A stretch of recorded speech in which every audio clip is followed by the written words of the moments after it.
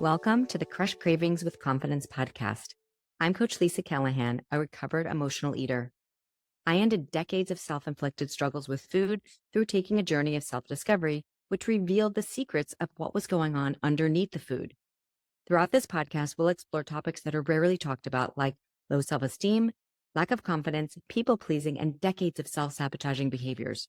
Rather than just focusing on the food, we'll dive deeper into aspects of who you are as a person and how you ended up relying on food for comfort to begin with. My mission is simple: to empower women to regain their confidence and prioritize self-love, regardless of the number on the scale. Discover what you've really been craving, and trust me, it's not about the food.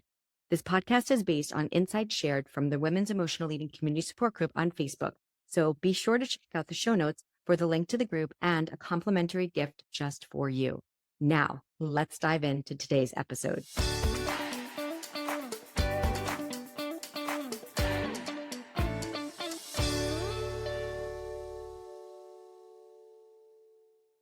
Hey, welcome to another fun and insightful episode of the Crush Cravings with Confidence podcast.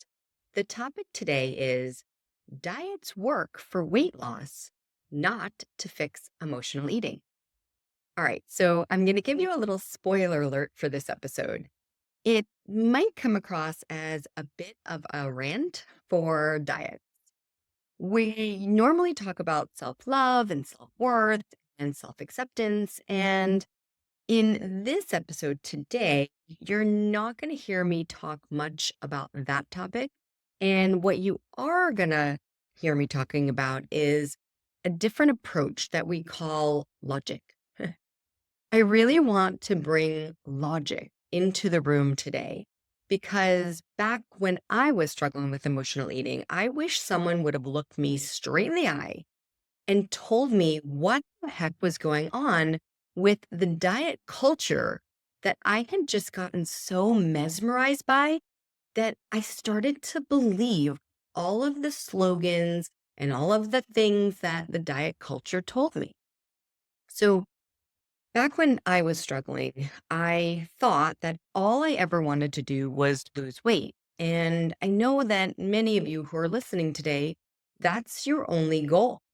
So it makes sense to want to go on a diet. And yet at the same time, you also realize that there's this emotional component of this struggle as well. And here's the deal: diet, they actually do work for weight loss.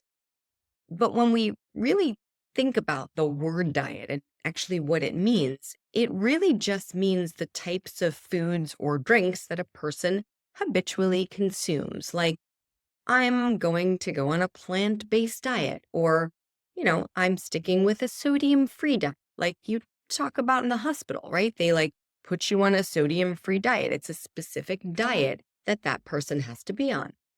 Doesn't necessarily mean that it's like forever and ever and ever and ever.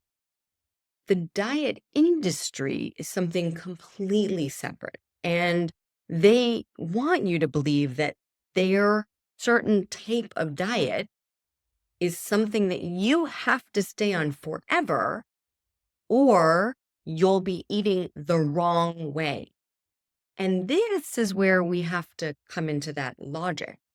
This is where we are going to have to break some of the old paradigms. And if you don't know what a paradigm is, it's simply a belief system. And that's why you are feeling so confused about what to eat and when to eat and how much to eat and how little to eat and why you're eating. Because the diet culture, which we've basically all grown up with, refers to a system of beliefs that equates to the thought that thinness with, health and beauty, moral virtue is an actual thing. And so this diet culture promotes weight loss as the ultimate goal for happiness, for self-worth, and for success. And it often ignores the mental and emotional and physical well-being of the person that it's selling this diet to. And this is so insane because you're not supposed to live on a specific diet for weight loss. But since the diet culture industry is so powerful, it has you brainwashed into believing that you have to stay on a certain plan forever, or you will never be thin, you will never be happy, and you will never feel successful, which is horrible if you believe this. And I know that it's horrible because I believed it for 30 years. In fact, I truly believe that the reason why I developed an eating disorder, like disordered eating, is because I went on a diet for weight loss to begin with. This started back when I was like 17 years old. Yeah, before that, did I have some episodes of binge eating or emotional eating? Did my mom make a cake one time and I took a sliver of it and then sat down and ate it and then went back over and over and over again, only to like be horrified like an hour later to say like, uh-oh, I don't think I was supposed to eat the entire cake, but I did. Yes, did that happen? Absolutely. But the disordered eating really started after I went on my first diet. And all of the emotional parts that, came along with the eating really came from the all or nothing mindset that the diet industry gave me, because it made me feel like there was something wrong with me because I couldn't stay on that specific diet forever. But this was the one that was supposed to make everything better. And then when I couldn't stay on it forever because it's just unrealistic, I felt like I had done something. I felt like I was a failure in some way. And this was so sad because I went into it with good intentions, right? I just wanted to feel better. I wanted to feel good about myself. And this diet promised me with a hook, line, and sinker. And speaking of hook lines, I do want to go over some of those hook lines today that the diet industry will convince you to believe. So let's start with my first diet, Slim Fast. Pick a date and lose the weight. And this was one of their earlier slogans. One of their newer ones is clinically proven to lose weight and keep it off. Yeah. When you drink their shakes, right? When you eat their foods, right? So do they actually tell you that, when you stop eating their foods, when you stop drinking their shakes, that you'll be able to keep the weight off? I don't think so. I think they're basically saying you have to stay on our shakes forever. Weight Watchers. Weight Watchers is wellness that works. Stop dieting, start living. But what I find really funny about this is that they sell lifetime memberships to Weight Watchers, which basically means that you have to keep learning the same food rules forever. Take a smaller plate, because guess what? You can't trust yourself with a big plate. If you have that big plate, you know what's going to happen. You're going to overeat. So stay on our lifetime membership so that we can continue to teach you the rules about eating. Take 10 grapes at a time and make sure you eat one at a time responsibly. And make certain that you shop on the outside aisles, because if you go down the middle aisles, you know what's going to happen. You're just going to want to buy all that garbage food. And like, you have to be able to, eat a certain way forever. And the thing is that they teach you that you can come back to their, weight loss groups forever. And people do. People go to Weight Watchers memberships meetings for 30 years. Why do you have to keep relearning the same things over and over again? Oh, hang on a minute. Is it because the root cause of the problem is still there? Oh, I guess so. Now, all of these food rules, they make total sense, right? I mean, why would you want to bring home bags of the middle aisles of a supermarket? It makes complete sense that you'd want to shop more in the produce section and you'd want to shop more in the meat section and the fruits and vegetables. It does make sense. But why do you have to go to a lifetime meeting to remember that? Like, how come you even think to yourself, oh, wait a minute, I have to shop in this way. Like maybe at some point, if you actually fix the root cause of the problem, the cookie aisle won't be the first one that you're going to, anyways, because guess what? You won't want those types of foods anymore because you'll have fixed the problem. And I'm not saying you don't want them, occasionally, or that you can't keep them in the house because you can't trust yourself. Actually, you can keep them in the house. I've had plenty of times where there's stuff in the house here. Doesn't mean I'm eating it all day long. I eat it if I want to, when I want to, how much I want to. There's no problem anymore. So I don't have to keep memorizing the food rules over and over again. Because when you find yourself in a situation where you no longer have to have those food rules running through your head, it'll just be because you like yourself and love yourself enough to naturally know what your body requires at any given time. And that doesn't mean that it's going to be the same every single day, because guess what? You're a human being. You're not supposed to eat the same thing every single day. I mean, think about it. It's winter time right now. If you've gotten on one of these diet plans and it's like, oh, you have to eat a salad every single day.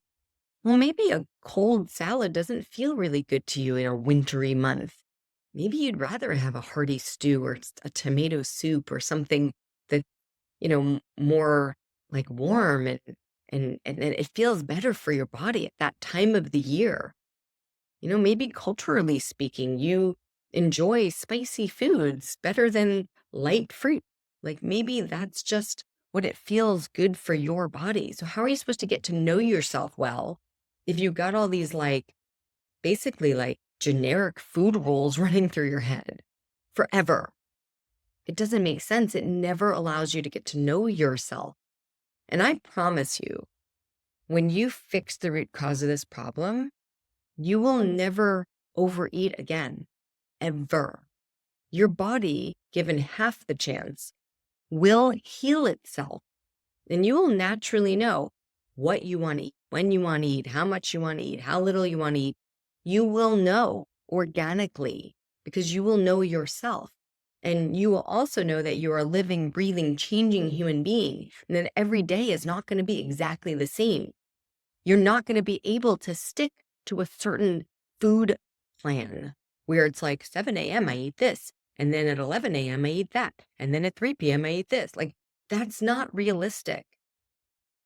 It even goes further into speaking about all of these diet meals and packaged foods. They can honestly mess up your systems so badly. Like I just said, the body given half the chance will heal itself. And when I say heal itself, I mean that you will be able to organically know when you want to eat, how much you want to eat, how little you want to eat, because your body has its own regulating system. And each individual human being is different. One person's perfect food is another person's poison. So how in the world can all these systems say that their way is the best way? And then provide you with all these packaged foods with all kinds of ingredients and preservatives and all kinds of stuff. It's like there was something I saw the other day that said something about Wonder Bread and how wonderful could it be that it gets preserved for so long that, even a bacteria doesn't want to eat it.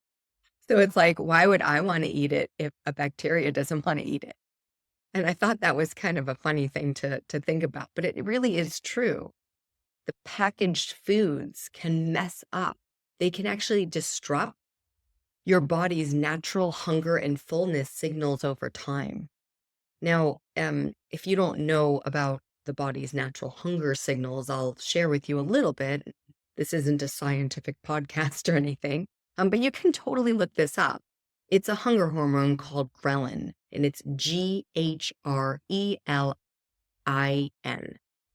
So it signals your brain to tell you when it's time to eat. Normal ghrelin levels rise when you're hungry, and they fall after you eat. And the thing about it is that packaged and processed foods, they can really affect your ghrelin levels, especially over a long period of time. Like all of the years that I spent in emotional disturbance from like using all of these different products. And I switched back and forth between this package product and that package product. I mean, I went so far as to even go on the cookie diet one time. The cookie diet. Seriously. It was like eat a cookie in the morning for breakfast, and then eat a cookie for lunch, and then have a sensible dinner, and make sure you drink all your water in between. This was ridiculous. I did lose 8 pounds, and then I started to binge on the cookies. It was like, it wasn't going to ever last long term. Like, did I really think that I was going to stay on cookies forever? And then what do you think happened after I went off that cookie diet, after I lost those 8 pounds? I put 15 back on. Okay, so getting back to our slogans, and this is the proof that diets do work, but not to fix emotional eating. So here's another one. Jenny Craig. Maximize your weight loss, maximize your life. So hang on a minute. Is my life not going to be maximized unless I stay on the monthly box of fake food that Jenny Craig provides? Please no, I'm just giving the facts here.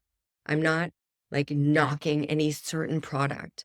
But after 30 years of giving my entire focus, my entire life's focus, taking away my personal power and putting it into these slogans, I think I know a little bit about what I'm talking about. Especially because, and I'll share this with you a little later in the podcast, I ended up selling a lot of these products. I believed in them so much because I thought, well, I can't trust myself. I've got to maximize my life here. And what a better way to do that than to follow along with this packaged product, because it tells me I'm going to maximize my life. Why wasn't my life maximized already? Why did I believe that I needed a product to maximize my life instead of figuring out what was wrong with like the insides of me? Like, why did I believe that I needed something else outside of myself to maximize my life? Why did I ever fall for that? That hook line to begin with. Nutrisystem, real food, real results. And just to be clear, the Nutrisystem program is structured on a meal plan designed for weight loss. It provides prepackaged, portion-controlled meals and snacks delivered to your door. And, it's an interesting thing because it's like they're telling you this is real food, but it's coming out of a real package with 4 million ingredients in it. So how is that real food? And that's why I'm saying that, like, it will work. You will lose weight. So if that's your only goal, then you're on the right path.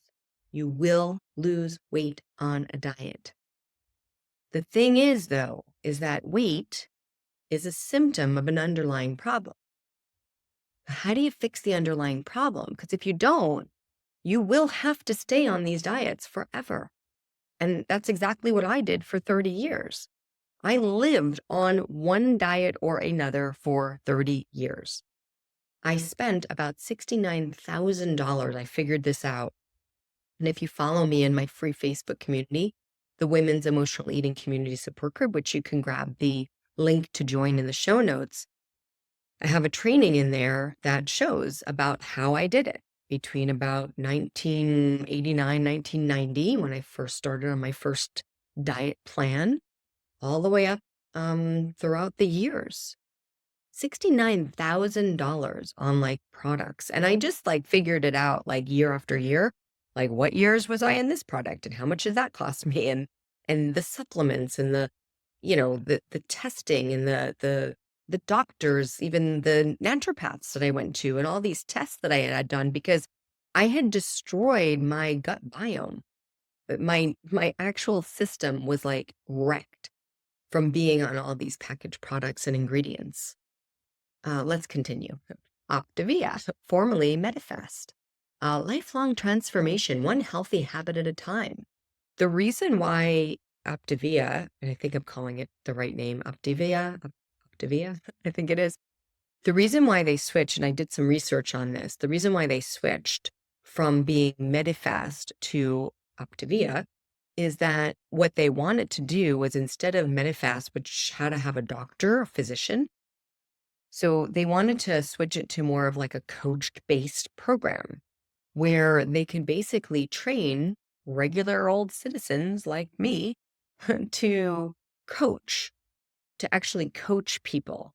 So what they basically did was they made it an MLM product, which is multi-level marketing.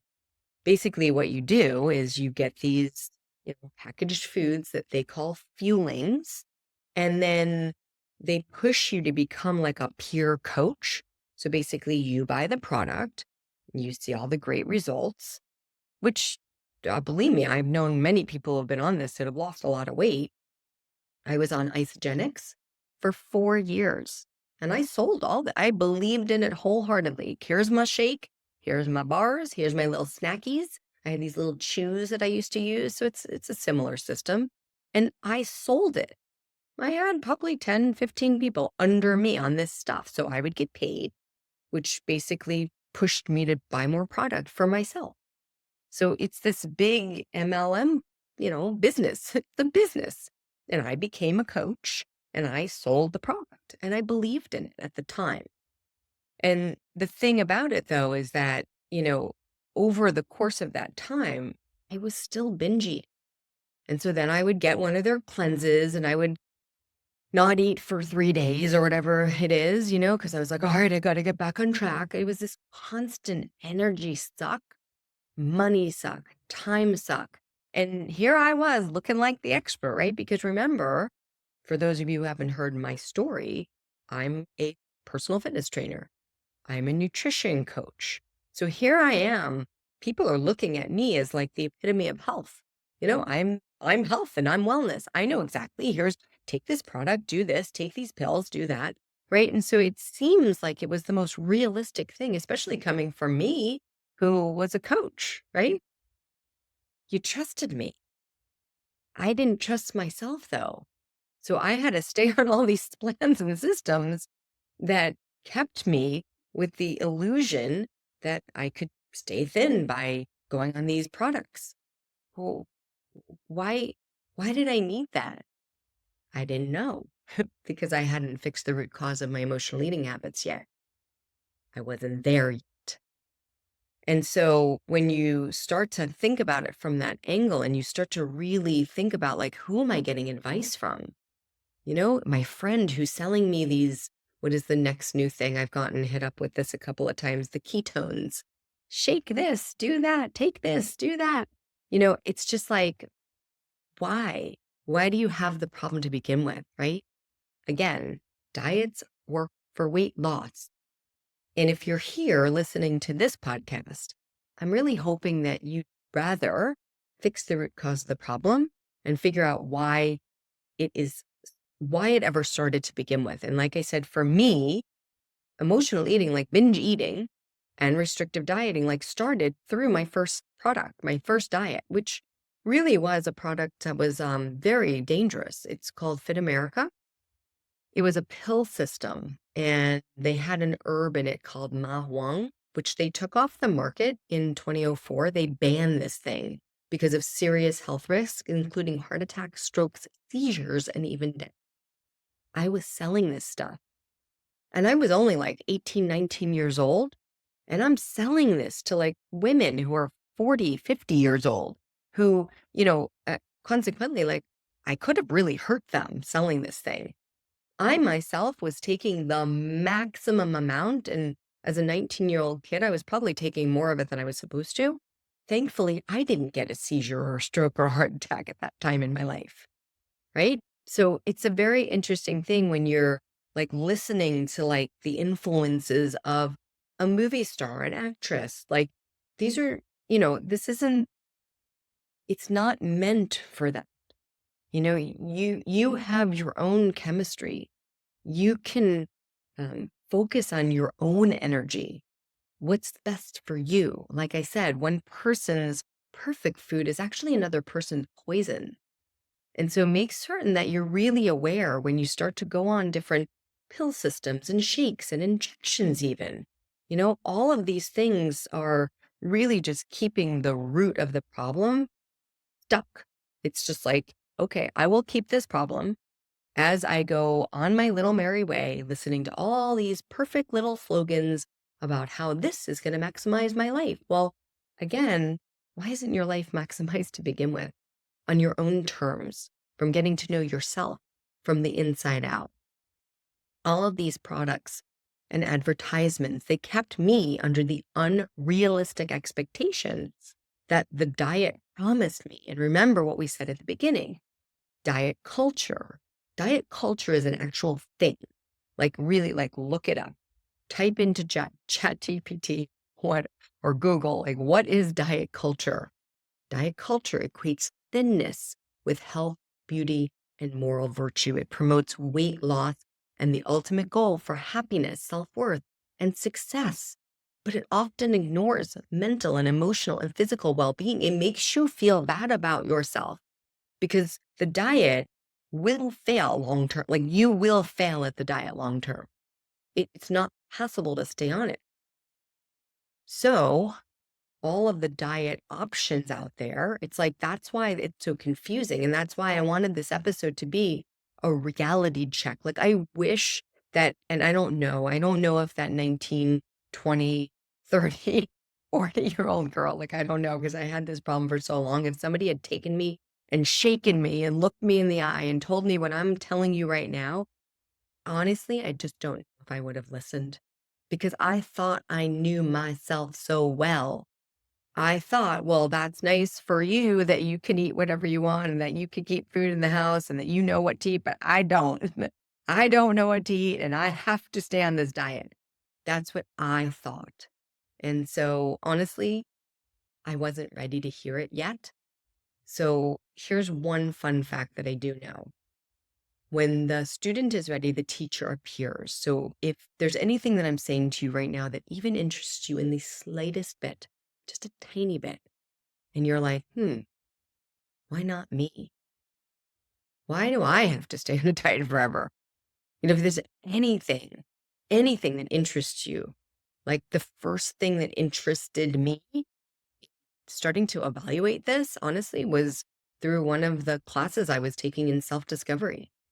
The lady who was doing the self-discovery class, we weren't in a class for emotional eating, but she said something to me and she was like, Lisa, do you ever like slow down and like eat where you like remember you're eating? And I'm like, huh? That's like, what are you talking about? She's like, where you're like present while you're eating. I'm like, why? What present? I couldn't understand. I couldn't hear her. And she actually had me do this exercise where she asked me to take a strawberry and she asked me to eat it slowly as I could. Now, you might have heard about this. It's called mindful eating. And I was like, I had never really thought about it before. And she said, I want you to eat this mindfully. I want you to actually like be present while you're eating. And I want you to feel your mouth like going onto the strawberry and feel your teeth like biting into it and feel like the seeds in your mouth. And like, I want you to take like a long time to eat the strawberry. Like, I want you to actually like experience what it feels like to actually eat. And I was in front of about 30 people, I would say.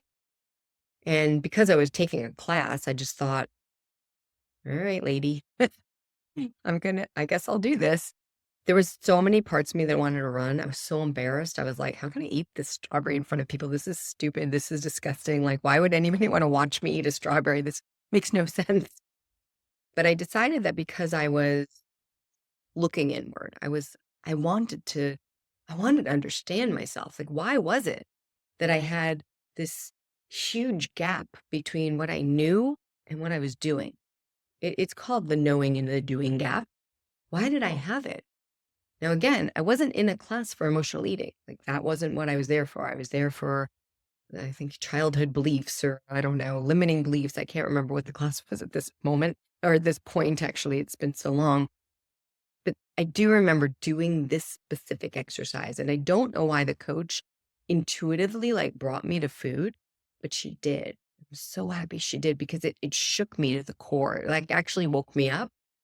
And I sat there in front of the class of 30 people, and I just looked at this strawberry, and I actually looked at it. I just connected. And then I brought it to my face and I smelled it. And I looked at it again.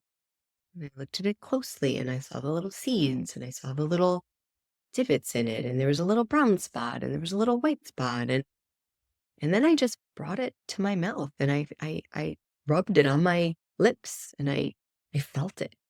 I felt the coolness of it. I smelled it again. And then I parted my lips and I put my lips around it. And then I opened my mouth wider and put my teeth on it. And then finally took that first bite and I felt the juices and I felt the saliva in my mouth like activate and digest. And like that's where digestion actually starts. It's in your mouth. I mean, I don't know the last time that I had really like focused on that. I spent so much time not eating. I spent so much time trying to stay away from food, trying to do everything I could to eat the bare minimum. And when I had the binges, I couldn't taste anything. I was shoving this stuff in so fast, I couldn't even chew. I was practically choking on it whole because I was just shoving it in. So I can't tell you the last time that I tasted what I was eating. So this experience was like magical. The fact that I did it in front of people was even more magical because I will tell you that I don't even know, like time stood still.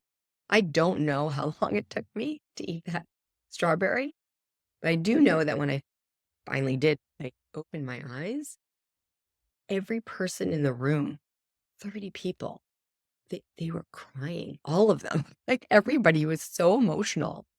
To talk about emotional eating. This was like the most emotional experience that I had actually ever had with eating, with eating. And that makes all the difference in the world. And when I went home from that class, I thought, I made my little shake and the things. I was on isogenics at the time. And I thought, what the heck am I doing? I'm actually not eating. I'm taking these emotions that I have and I'm actually using them to like not allow myself to experience the experience of eating.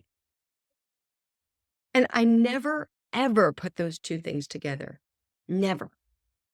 And so if you get through this part and you actually get off of the diets and you can really learn how to trust yourself, how to really feel your feelings, you'll be able to like eat your food and you'll be able to experience the emotions that come along with that pleasure, the joy.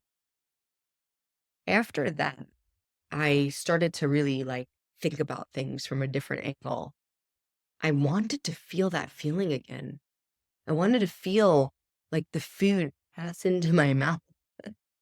And it wasn't going to come in a pill or a box or a shake or whatever. It was going to come with food.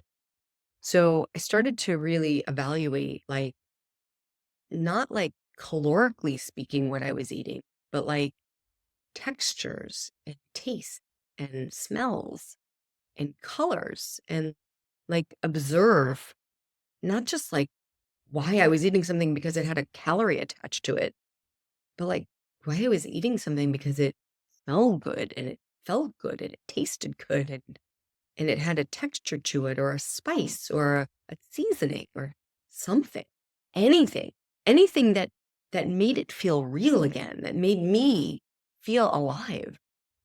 I didn't feel alive before. I felt like I was a robot. I felt like I had to eat this thing because I'm supposed to, and that's not living. And so with all the diet options out there and all the fancy slogans and the promises of the best thing and the happiness and the, you know, I'll just share a few more, like Atkins is lose weight, feel great. Noom is, stop dieting, get lifelong results. Except for the first thing that they do is provide you with a food tracking system that encourages users to log every single thing that they're eating, but doesn't teach you how to trust yourself and rely on your own good feelings about yourself to tell you if you want to take one cookie or if you want to take 12. So trust me, if your top priority is to feel good about yourself from the inside out, to feel what it feels like to actually connect with food, you are not going to want to open a bag of Doritos. You're just not, because that's going to be like dead food. Like you're not going to connect. So you're going to be like, ew, like I don't want to eat that. I'd rather take a sweet potato and put it in the oven and connect with that as a chip. You know what I mean? Like I'd rather like make my food taste really good for me.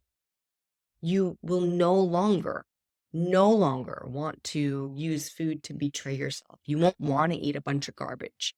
You simply will like yourself too much. You'll have too much integrity. You'll have too much self-worth, and you'll want to trust yourself. You'll want to treat yourself with love and kindness, just as you would a friend. And you'll recognize with awareness that those packaged foods, they take away your ability to feel your hunger hormone, to be human, to feel what you're supposed to feel as a human being.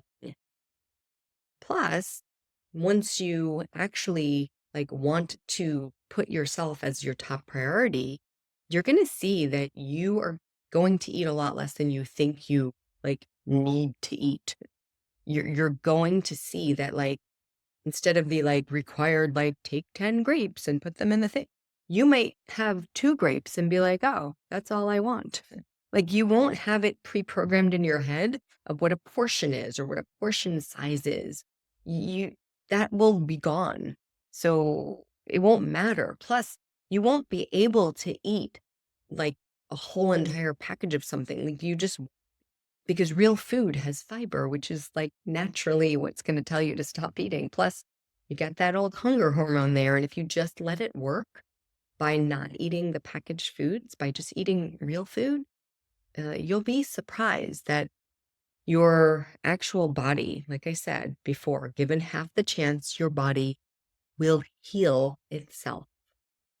All right. So let's go ahead and wrap up this episode. I want you to really think of just 2 simple things.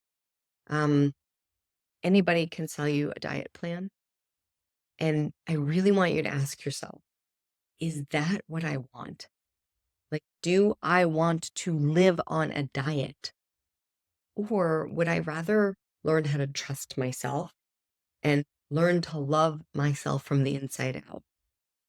And number 2, where did this all start? Like, I'm now being able to trace it back. I'm actually able to see, I'm like, wow, like I got mesmerized by this slogan, quick weight loss and, keep it off. And I mean, all of those things that came from an advertisement, like a real marketing company. And it becomes a belief system. It becomes what's called a paradigm.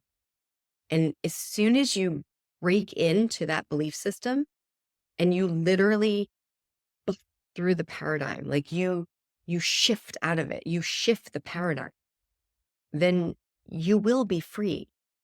You'll be free of judgment. You'll be free of fear. You'll be free of second guessing yourself and not trusting yourself.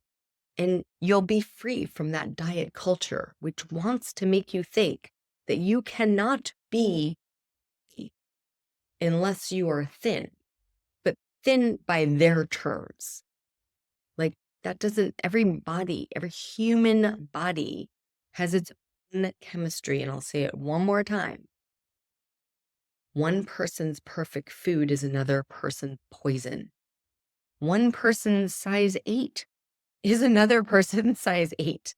Like none of it, and I mean none of it, is real. It's all just wrapped up in external things that you do not have to process internally. So I'd love to hear from you today. what is one thing that you thought about this episode? Go ahead and leave me a comment, message me, join in on these conversations that I have in my free Facebook community, which is the Women's Emotional Eating Community Support Group. Like I said, there's a link here in the show notes. And you can also grab in this episode a new guide that I have that's called the Mindset Self-Awareness Guide. I want you to really think about this as being a recovery guide, like a recovery guide to start to bring your self-awareness back to you, because you were not born this way. I know that many times we think like, oh, I've been struggling with this for my whole life. It's not actually true. So if this episode resonated with you at all, please share it with a friend who needs to hear it. And don't forget to hit the subscribe button so that you never miss an episode. All right. Until next time, my friend, be kind to yourself, fill yourself with love, and keep crushing those cravings with confidence. As always, remember that there is the link to the Mindset Makeover. I'm starting to do these Mindset Makeover as like kind of like launches, like classes. So if you join the Women's Emotional Eating Community Support Group, you'll never miss out on when the next class is going to start. You can get the Mindset Makeover anytime you want, but I'm also going to start doing kind of monthly groups where a lot of people will start at the same time. So depending on when you're listening to this episode, the next one's going to be starting on March 3rd, 2025. But of course, this episode will be perhaps could be coming long after that. And the Women's Emotional Eating Community Support Group is where you'll always be able to get real-time information. So, all right. Thank you so much. It is so nice to be here with you today. Again, if you ever have any questions, please reach out to me on social media, or you can always get me at my email address at lisa@coachlisacallahan.com. All right. Bye for now.